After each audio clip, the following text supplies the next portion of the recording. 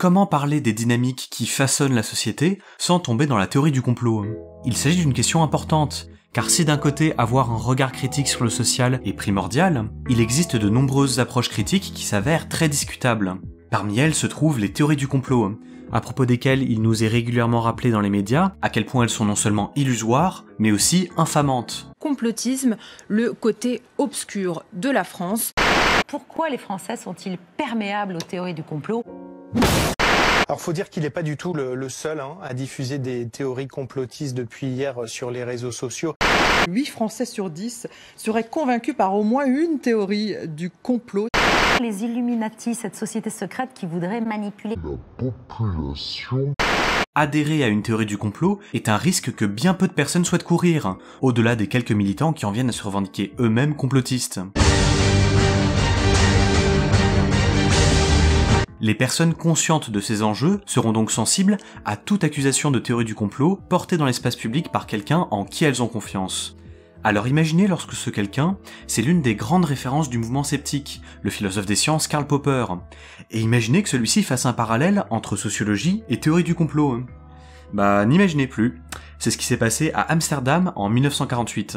Cette accusation avait clairement pour but de réorienter la recherche en sciences sociales, et on en ressent encore les conséquences aujourd'hui. Mais pour mieux comprendre tout ça, il nous faut revenir à la base de ce dont il est question ici.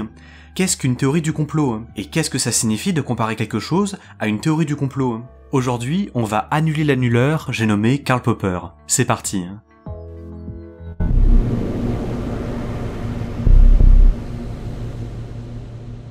Comment reconnaître une théorie du complot? Un problème majeur qui se pose pour celles et ceux qui souhaitent étudier ce sujet est de savoir où tracer la ligne entre d'un côté les vrais complots et de l'autre les complots imaginaires. Mais pour commencer, revenons-en aux bases. Tout bêtement, c'est quoi un complot?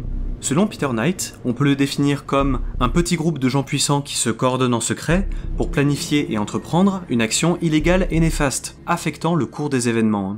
On se rend compte à la lecture de cette définition que la nuance entre complot et théorie du complot est bien fine. Par exemple, Michael Barkun caractérise les théories du complot par l'idée selon laquelle rien n'arrive par hasard, les apparences sont trompeuses et tout est connecté. Vous noterez que chacun de ces points fait écho à la définition de complot proposée par Peter Knight, qui est pourtant censé regrouper complot fantasmé, mais aussi complot véritable. La nette différence qui en ressort, c'est que la théorie du complot se caractérise par une forme d'exagération par rapport à l'idée qu'on se ferait d'un complot. Rien n'arrive au hasard, tout est connecté. Le complotiste aurait une ascendance marseillaise. Là, je suis dans une mouise, mais internationale. Ce serait, pour reprendre une autre définition, l'appel injustifié à un complot qui caractérise une théorie du complot. On est bien loin du guide en 3 étapes pour débusquer les théories du complot, et c'est en partie lié au fait que la théorie du complot est un concept très récent, qu'on aurait tort de prendre comme une catégorie naturelle et immuable. Pour mieux le comprendre, je vous propose de revenir à ses origines. Tout d'abord, il nous faut replacer les concepts de théorie et de complot dans un contexte plus général de scientisation et de démocratisation, qui ont affecté le discours européen au cours de l'époque contemporaine. Il y eut en effet à cette époque l'ouverture de certaines opportunités politiques au peuple dans son ensemble, de telle sorte que le complot apparut comme un mode d'action non plus réservé à une élite, mais ouvert à tous, dans les limites du raisonnable évidemment. Oh non! D'autre part, on assista à la même époque à la popularisation des standards, normes et modèles scientifiques dans le discours européen, et en particulier du concept de théorie. La rencontre entre ces deux termes se fit d'abord dans le contexte de l'enquête criminelle. En effet, les premières occurrences de ce concept de théorie du complot se firent dans les années 1870, dans les colonnes de journaux américains qui évoquaient des affaires criminelles. Le concept de théorie du complot se référait alors aux hypothèses développées par la police et par les journalistes pour expliquer des affaires, et on pouvait aussi lire dans les mêmes colonnes des théories du meurtre, ou encore théorie de l'enlèvement. Cet usage, relativement neutre et naïf, rentra dans les années 60 en collision avec un second usage, développé par les sciences sociales. Cet autre usage, apparu en 1937 sous la plume du politologue américain Marshall Edward Dimock, avait pour but de décrire l'affirmation selon laquelle le gouvernement serait à l'origine d'une conspiration que Dimock avait pu observer dans le discours public de son époque. Il s'agit d'un véritable retournement, le gouvernement passant du statut de cible à celui d'acteur de la subversion. Contrairement à l'usage évoqué plus tôt, celui-ci n'est pas neutre, et porte en lui l'idée que la théorie du complot serait un type de modélisation de moindre valeur par rapport aux théories scientifiques, justifiant qu'il soit rejeté par principe. Cet usage fut par la suite repris par les chercheurs en sciences politiques, et se popularisa particulièrement dans les années 50-60. Cependant, pour bien comprendre les implications du concept de théorie du complot à ce moment précis, il nous manque un élément central, la paranoïa. Dans son livre « Le style paranoïaque en politique », le politologue américain Richard Hofstadter tente d'analyser le discours extrémiste sur la base des similarités qu'il aurait avec le discours produit par un individu paranoïaque. C'est un ouvrage majeur dans la littérature consacrée à la théorie du complot, car ce style paranoïaque développé par Hofstadter, malgré sa faiblesse théorique, sera vite repris comme étant au centre de ce qu'on finira par appeler mentalité complotiste. On pourrait croire qu'il s'agit ici d'un détournement du concept de paranoïa, utilisé à tort pour pathologiser et faire taire un ennemi politique. Cependant, si on s'intéresse à l'histoire de la paranoïa, on se rend vite compte qu'il s'agit en fait d'une rencontre de circonstances. En effet, telle que formulée par Émile Kraepelin en 1899, la paranoïa fut associée à un ensemble de signes sociaux, voire de signes politiques. Le caractère paranoïaque fut alors défini par un ensemble de traits psychologiques qui sera à l'origine d'un caractère revendicateur, et développant un délire de persécution. Ce dernier se croit victime d'une injustice, et cette certitude prend souvent appui sur des convictions religieuses ou politiques, ce qui le conduirait au fanatisme. Cette description sociale du paranoïaque s'est très bien diffusée dans l'Europe occidentale du XXe siècle, et c'est sans doute car elle faisait écho à une thématique réactivée à la même époque par le philosophe allemand Max Scheler, celle de l'intellectuel frustré. Cette figure remonte au monde protestant du XVIIe siècle, et vise à mettre en garde contre une généralisation de la culture qui ne s'accompagnerait pas d'une généralisation des postes de pouvoir. En résulteraient des hommes frustrés dans leurs ambitions, et aux aspirations chaotiques, voire pire, révolutionnaires. Oh, salut. C'est comme si quelqu'un disait que si je passe mes journées à faire des vidéos sur YouTube, ce serait parce que je suis un intello frustré qui a raté dans ses ambitions. I am dead inside. La mobilisation du concept de paranoïa par les politologues américains dans les années 60 se fit ainsi dans la continuité de l'usage qui en avait été fait par le passé, l'idée étant de donner la même origine aux différentes formes d'extrémisme qui affectaient la société américaine, extrême droite comme extrême gauche. Et parmi les caractéristiques de cette figure du paranoïaque, on retrouvait l'obsession pour la théorie du complot. Il apparaît ainsi que l'accusation portée par Popper à l'encontre des sciences sociales se place dans un contexte plus général, de pathologisation et de rejet de la contestation. Mais qu'en est-il de son côté ?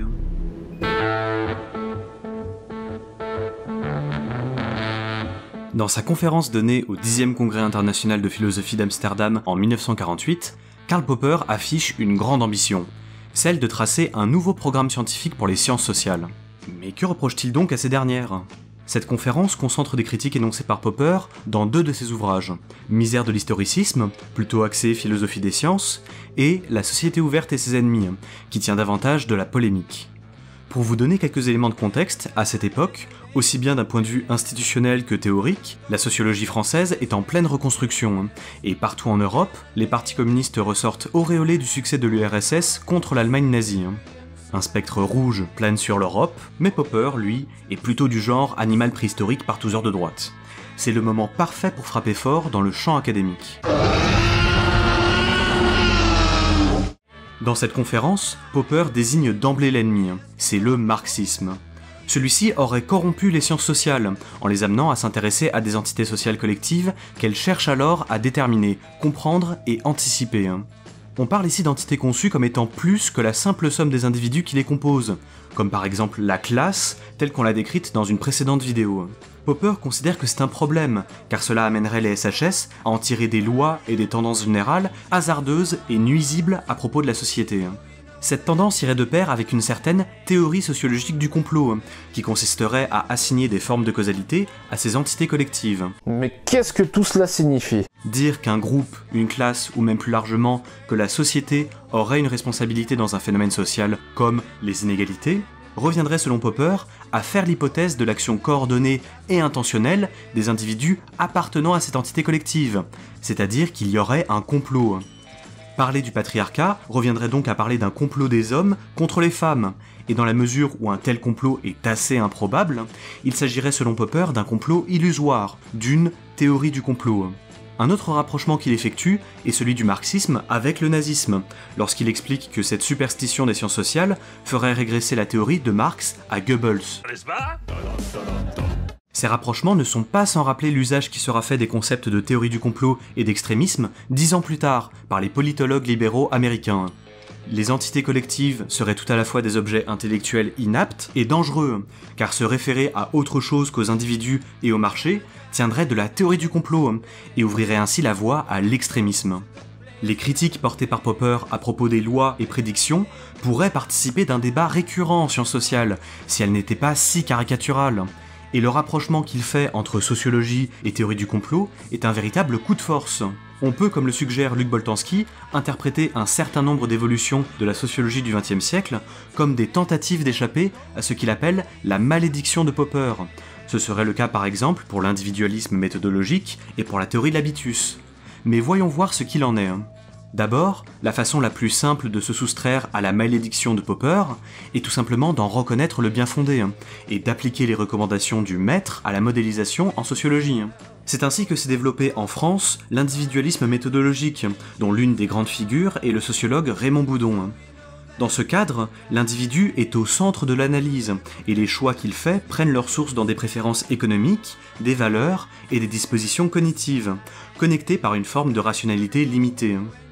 Les phénomènes sociaux qui en émergent sont ainsi à comprendre comme l'agglomération de l'ensemble de ces choix individuels. Cependant, cette solution apportée à la malédiction de Popper comporte de très sérieuses limites. En effet, s'opposant par principe à l'usage d'entités collectives dans sa modélisation, l'individualisme méthodologique peine à penser les institutions comme par exemple le mariage, l'école ou encore la famille, qui sont difficilement résumables à des regroupements d'individus. Dans la mesure où ces entités collectives participent de l'expérience des acteurs, on attendrait d'une bonne modélisation sociale qu'elle soit capable de les intégrer. Il y a ensuite la théorie de l'habitus, développée par Pierre Bourdieu. L'habitus est à comprendre comme la manière qu'un individu a d'évoluer dans son environnement social. C'est un ensemble d'habitudes et de réflexes qui est fortement conditionné par l'éducation et la socialisation.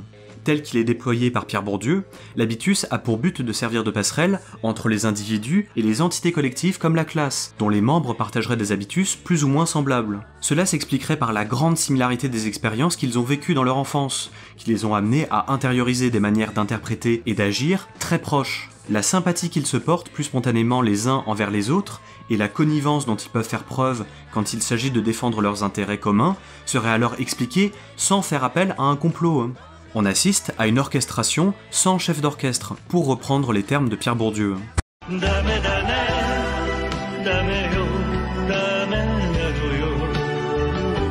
Mais comme Pierre Bourdieu l'explique lui-même dans Questions sociologiques, l'opposition qui est souvent faite entre individualisme méthodologique et théorie de l'habitus a quelque chose d'assez artificiel.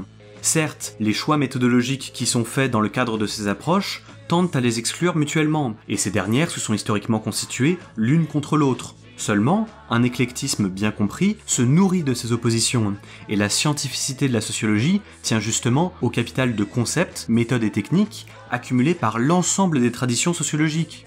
Par exemple, la manière que nous avons eue dans notre vidéo consacrée à la consommation des ménages pauvres de partir des individus et des raisons qui les poussent à agir pour comprendre la pauvreté est directement héritée de l'individualisme méthodologique, tandis que l'analyse de la reproduction sociale que nous vous avons proposée dans le 2e épisode de la série Inégalité s'inspirait davantage de la théorie de l'habitus. Bref, il n'est pas question ici de s'opposer aux analyses portées par l'individualisme méthodologique par principe, ni même de défendre Bourdieu comme si c'était mon daron. Quand tu t'adresses à mon père, il y a du respect. Mais pour revenir à Karl Popper, j'ai vraiment du mal à intégrer les critiques qu'il formule vis-à-vis des entités collectives à cette joyeuse tradition d'échange et de débat. Déjà, l'argumentaire qu'il avance est assez faible, et tient surtout du plaquage sur les sciences sociales d'une méthodologie supposée pertinente en sciences physiques, ce sur quoi il y aurait aussi à redire. Ensuite, il serait hypocrite de dire que les accusations de complotisme et de nazisme qu'il porte vis-à-vis des sciences sociales tiennent uniquement de l'ordre du débat scientifique. C'est parce que ce débat est avant tout politique.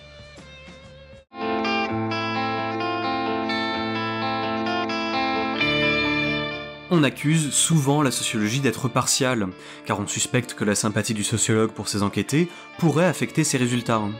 Mais comme l'explique le sociologue Howard Becker, pour mieux comprendre ce dont il est question ici, il nous faut d'abord voir d'où vient ce soupçon. Il nous propose de l'examiner grâce à la notion de hiérarchie de crédibilité, qui renvoie à l'idée que la légitimité à s'exprimer sur l'état de la société est une ressource inégalement distribuée. Je m'explique. On aura tendance à davantage se fier aux professeurs qu'aux élèves pour parler de l'école, à préférer les médecins aux patients pour comprendre l'hôpital.